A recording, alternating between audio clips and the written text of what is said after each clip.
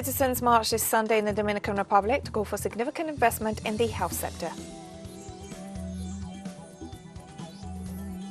Portugal's parliament was officially dissolved this Sunday ahead of the snap general election set for January 30th.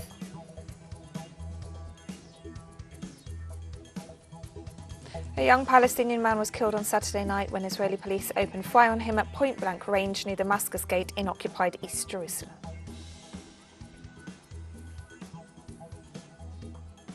From the headquarters of TeleSUR English in Havana, Cuba, this is From the South, and I'm Katrina Goss. We begin in the Dominican Republic, where citizens marched this Sunday to call for significant investment in the health sector.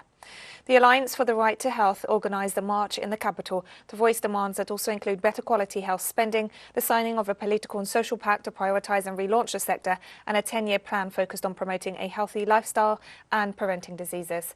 The Alliance also advocates the expansion of the coverage of services and changes to a system of health insurance that it stresses limits access to the working class.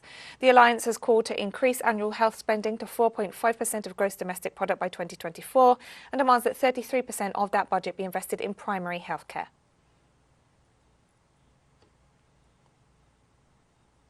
This Sunday sees the start of the televised phase of the campaign ahead of Chile's second-round presidential vote on December 19th. From Sunday until Thursday, state television will have a 10-minute space for the messages of the two aspirants to the presidency. The campaign videos will complement the activities that the candidates are conducting throughout the country. The candidate for the Apruebo Dignidad coalition, Gabriel Boric, is set to meet with all sector workers and address the problem of rising gas prices. Meanwhile, far-right contender Jose Antonio Cast is in the north of the country, where he inaugurated his campaign and will meet with authorities and communities.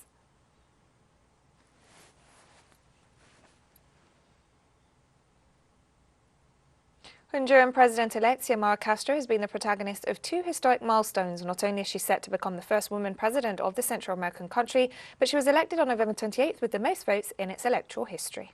Recent updates from the country's electoral authorities show that Castro received over 1.4 million votes to defeat Nasri Asfua, who obtained just over 990,000 votes.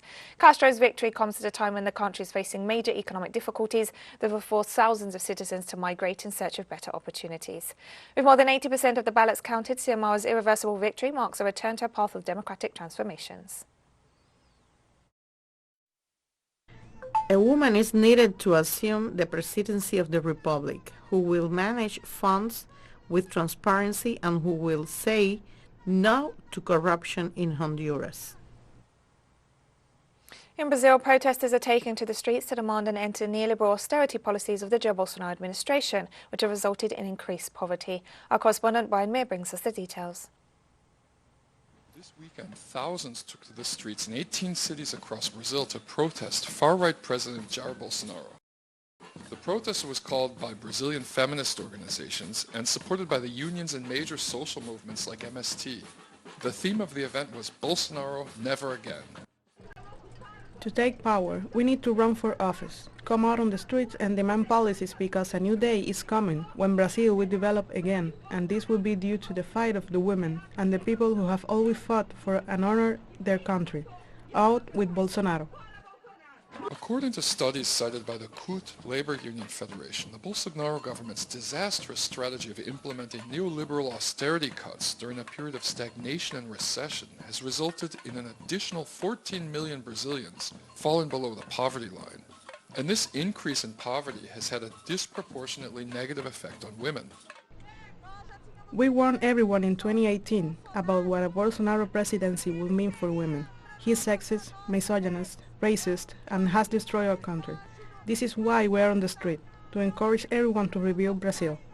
During the first year of Bolsonaro's presidency, femicide increased by 7% and reported cases of violence against women increased by 36%. At the same time, his government reduced funding for shelters for victims of domestic violence by 99.5%.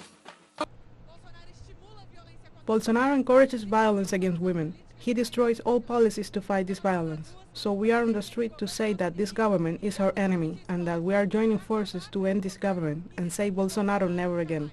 We want to turn the page on this tragic history of Brazil. Although Bolsonaro's approval rating has dropped below 20% for the first time ever, protest organizers believe it's probably too late to impeach him before the October elections. This is why the theme for the new protest cycle will be Bolsonaro Never Again. Brian Meir, TeleSUR, São Paulo.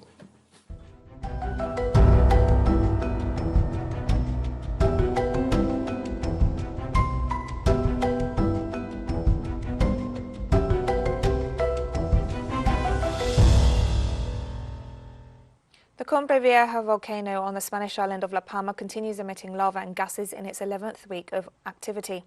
A new lava flow has advanced towards the southwest, affecting new areas in the evacuated zone of Las Manchas. In this context, the regional government of the Canary Islands announced that the lava has caused damages of almost €850 million. The European Union's Emergency Management Service also reported that molten rock from the September 19th eruption destroyed over 2,700 buildings and covered more than 1,000 hectares, including banana farms, the island's main source of income, along with tourism. Scientists and emergency units are continuing to collect samples of the lava rocks and measuring the air quality.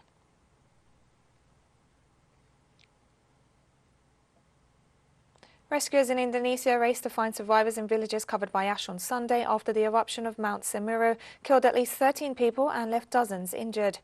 The eruption of the biggest mountain on the island of Java caught locals by surprise on Saturday, sending thousands fleeing and forcing hundreds of families into makeshift shelters.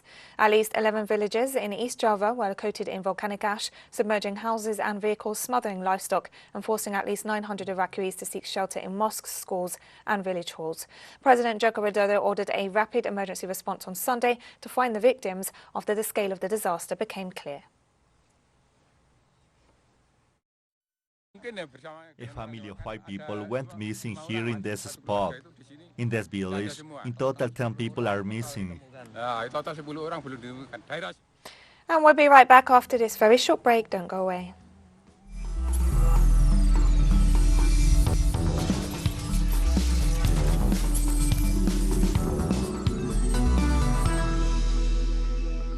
Welcome back to From the South. Portugal's parliament was officially dissolved this Sunday ahead of the snap general election set for January 30th. President Marcelo Rebelo de Sousa decided to call the elections after the state budget presented by the government of Prime Minister Antonio Costa for 2022 was rejected by Parliament in a vote held on October 27th. He said the budget would be crucial as Portugal tries to exit the pandemic and an economic and social crisis. The early election comes after a period of relative political stability under Prime Minister Costa. He's hung on to power for 6 years despite his Socialist Party lacking a majority in Parliament. After the 2015 election, the Socialists signed agreements with far-left parties to assure the passage of key legislation. But there are no written deals after the 2019 election, so the government has relied on case-by-case negotiations.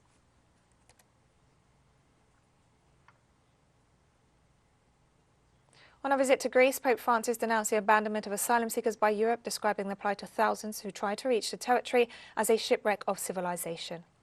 In the framework of the second stage of the trip that began on Thursday in Cyprus, and after 5 years, the pontiff again visited a migrant centre on the Greek island of Lesbos this Sunday, where over 2,000 asylum seekers are currently held. During a speech, Pope Francis recalled that migration is a global problem and stressed that human lives are at stake. He also denounced the nationalistic selfishness of European states while criticising their indifference faced with the desperate people trying to reach their shores to escape conflict and poverty.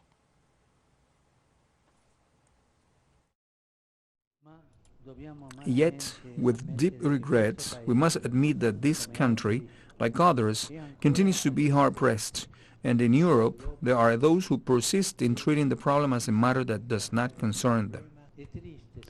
It is sad to hear, as a solution, proposals that common funds should be used to build walls, to build barbed wire. We are in the era of walls and barbed wires. Russia accused the United States of putting civilian lives at risk after a reported mid-air near miss involving 2 civilian aircraft and a NATO spy plane. Russia's state aviation authority said an Aeroflot passenger plane flying from Tel Aviv to Moscow was forced to change altitude over the Black Sea when a North Atlantic Treaty Organization reconnaissance plane crossed its designated flight path, thus avoiding a catastrophe. The Aeroflot flight reportedly had to drop 500 meters to keep its distance from the NATO aircraft, which the pilot saw from the cockpit with the naked eye. A second smaller plane also had to divert to avoid the spy plane, the Russian Air Transport Authority said. Foreign Ministry spokesperson Maria Zakharova accused the US Air Force of creating a threat to civil aviation in the area and stressed that the United States and NATO can't continue to risk people's lives with impunity.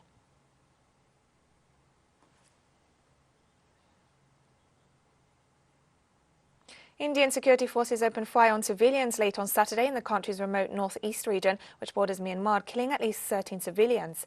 The incident took place in and around Oting village in Mon district, Nagaland state, which borders Myanmar, during a counterinsurgency operation conducted by members of the Assam Rifles, a part of the Indian security forces deployment in the state. An army patrol mistakenly opened fire on coal miners returning home after work, killing 6, while 7 more civilians and an Indian soldier died when angry locals confronted the troops.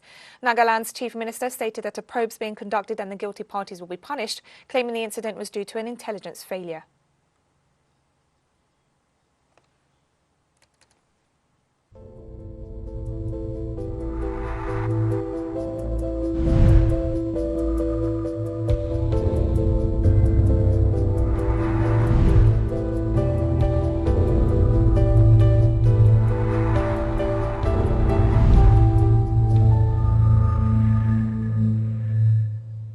The Omnicom variant of the coronavirus is now spreading through Latin America. As of Sunday, Mexico, Brazil, Peru and Chile have confirmed their first cases of the new strain. In view of the detection of these cases, the governments of several countries in the region, such as Peru and Argentina, announced this week the suspension of direct flights from 7 African nations. Meanwhile, the Chilean government announced the suspension of land crossings that were to be reopened this week at the borders with Peru, Argentina and Bolivia.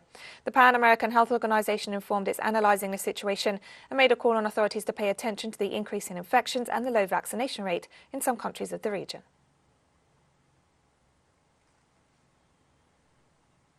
More than 2,000 COVID-19 cases per day were reported in Mexico in the last week, representing an increase of 10% compared to the average recorded 2 weeks ago. Data from Johns Hopkins University reveals that COVID-related deaths have increased by 1%. Since the beginning of the pandemic, at least 1 in every 33 Mexicans has been infected, for a total of more than 3 million confirmed cases. August was the month with the highest average case numbers, while January was the month with the highest average daily death toll in the country. According to government officials, so far 86% of the population has received at least 1 dose of a vaccine against COVID-19.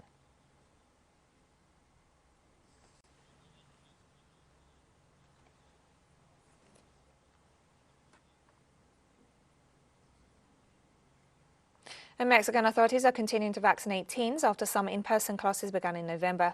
However, the Health Secretariat has been hesitant to vaccinate minors between 12 and 14 years of age on an obligatory basis, arguing they should freely decide whether they want to be vaccinated or not. Mexico also has not had enough vaccine supply for most of its minors, who account for 1/3 of its population.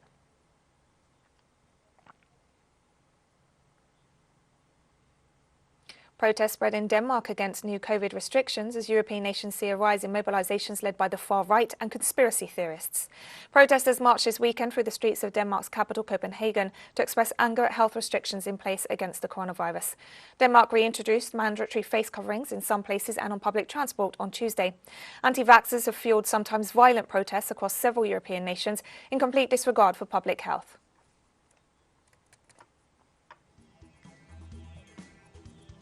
And we have more stories coming up after this final short break. Stay with us.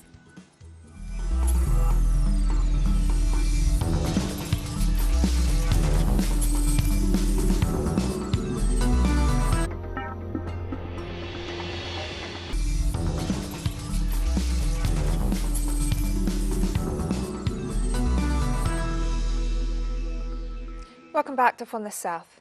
A young Palestinian man was killed on Saturday night when Israeli police opened fire on him at point-blank range near Damascus Gate in occupied East Jerusalem. A video that went viral on social media showed Israeli police forces shooting Mohammed Sharakat Salimi.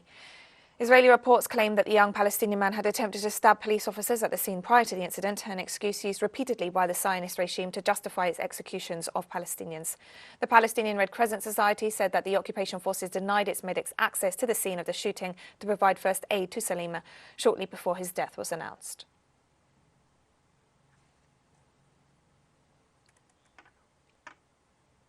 The Israeli regime continues to voice threats against Iran following the recent approval of an additional budget for an eventual military operation in the country. The latest attacks on Iran come in the midst of the negotiations for a return to the Joint Comprehensive Plan of Action, with Israeli officials making accusations regarding Iran's nuclear development program and threatening to act. Iranian authorities have repeatedly stressed that their program has peaceful purposes with the aim of generating electric energy and warned that they will respond if they are attacked.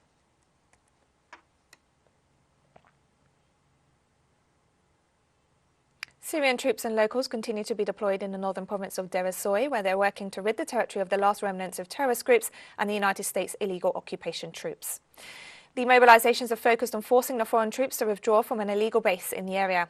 Parts of the territory of Deir ez-Zor province remain under the control of the Syrian Democratic Forces, who, under the protection of the United States, have taken over oil wells and are helping the US to steal the country's resources.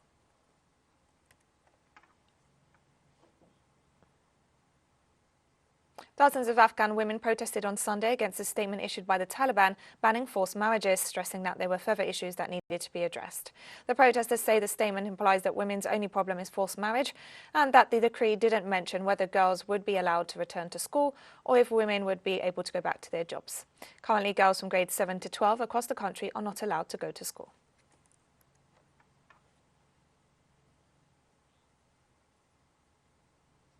In Myanmar, at least 3 people were killed on Sunday amid a military repression of a protest in the city of Yangon. According to local media, authorities began firing indiscriminately at dozens of people taking part in a demonstration in the former capital to call for an end to the rule of the military junta installed in February and a return to democracy. Video footage shared on social media shows a vehicle running over several participants in the demonstration, some of whom were left lying on the floor.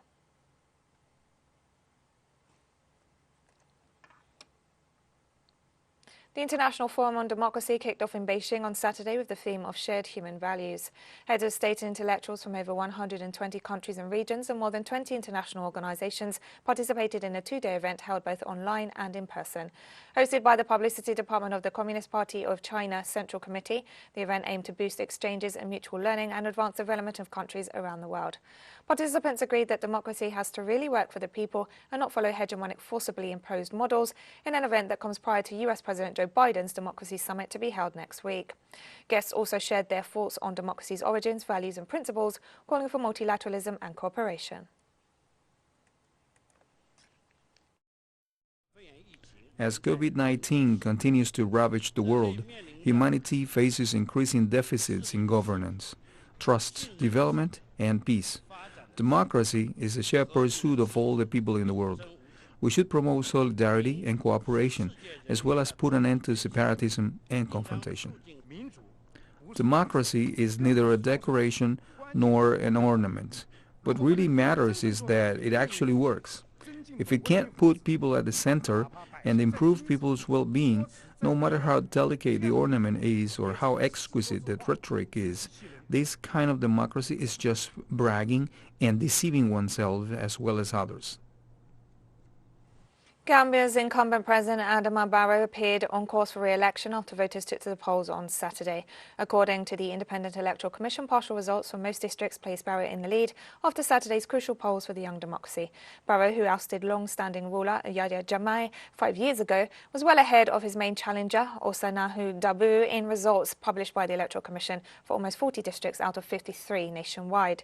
The figures cover more than half of registered voters in the single-round ballot. An Electoral Commission official stated that final results should be announced later on Sunday.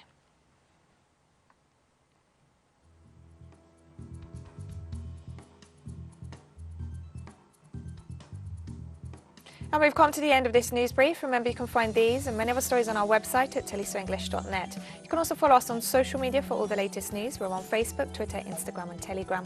For TeleSUR English, I'm Katrina Goss. Thank you for watching.